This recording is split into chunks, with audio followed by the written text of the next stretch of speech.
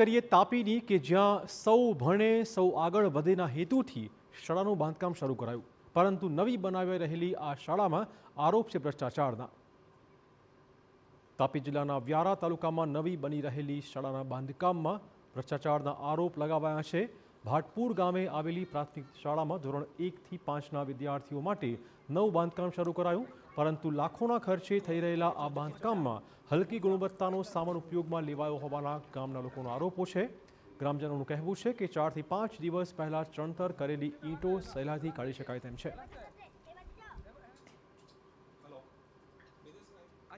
माल वापरेलो नहीं बराबर ने आ स्कूल में जे ते स्लेब वाळुं छे बांधकाम करता सामे आ बे पिलरो देखाता खाली बे पिलर उभा करवामां आवेला छे ते पण एकदम उपरथी ऊंडाईमां लीधा नथी लोकोए ने एकदम हलकी कक्षानी ईंट पण वापरवामां आवेली छे। जे कांई माल बनाववा आवे छे दिवाल चणवा माटे ते माल बी एकदम हलको गुणवत्तावाळो छे।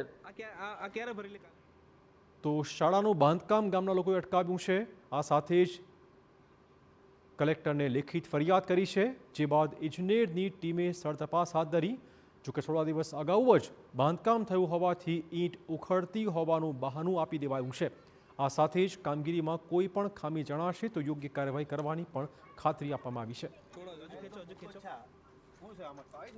તો એ બાબતે અમે આજે વિઝિટ કરેલી છે અને સ્થળ તપાસ કરેલ છે। સ્થળ તપાસમાં અમે જ્યારે જોતા હાલ જે મેશનરી થયેલ છે 2 દિવસ પહેલા હાલ મેશનરી થયેલ છે અને હાલ પેલું સ્ટેબલ થયું મટીરિયલ આપણે સ્ટેબલ થયું ના હોવાથી ક્યોરિંગ પીરિયડ 2 થી 3 દિવસ આપણે ક્યોરિંગ પીરિયડનો આપણે ટાઈમ હોય 7 દિવસનો ક્યોરિંગ પીરિયડ હોય તે દરમિયાન જો કોઈ ડિફેક્ટ જણાશે તો અમે કોન્ટ્રાક્ટર પર કડક કાર્યવાહી લેવામાં અમારે આવશે।